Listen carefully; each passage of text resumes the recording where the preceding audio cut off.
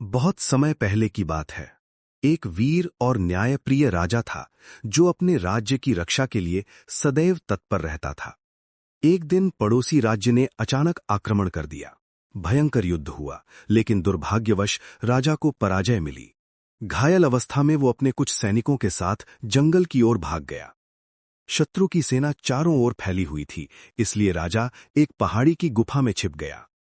गुफा में बैठा राजा अत्यंत निराश था। उसे बार बार अपनी हार याद आ रही थी और मन में विचार आ रहा था कि अब सब कुछ समाप्त हो गया है। तभी उसकी दृष्टि गुफा की छत पर चढ़ती हुई एक छोटी सी मकड़ी पर पड़ी। वो मकड़ी बार बार ऊपर चढ़ने की कोशिश कर रही थी, लेकिन हर बार फिसलकर नीचे गिर जाती थी। राजा ने ध्यान से देखा। मकड़ी एक दो बार नहीं बल्कि कई बार गिरी, फिर भी उसने प्रयास करना नहीं छोड़ा।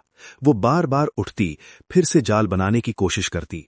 लंबे समय तक प्रयास करने के बाद अंततः मकड़ी ने अपना जाल पूरा कर लिया और सफल हो गई। ये दृश्य देखकर राजा के मन में एक नई ऊर्जा जाग उठी।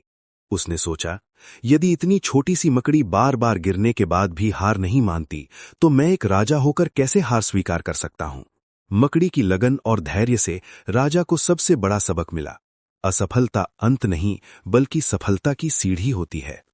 राजा ने अपने बचे हुए सैनिकों को गुप्त रूप से इकट्ठा किया, नई रणनीति बनाई और सही समय की प्रतीक्षा की। कुछ ही दिनों बाद उसने शत्रु पर अचानक आक्रमण कर दिया। इस बार युद्ध पूरी तैयारी और आत्मविश्वास के साथ लड़ा गया।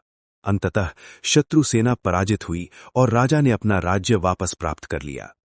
इस प्रकार एक छोटी सी मकड़ी ने राजा को हार से जीत तक का मार्ग दिखा दिया।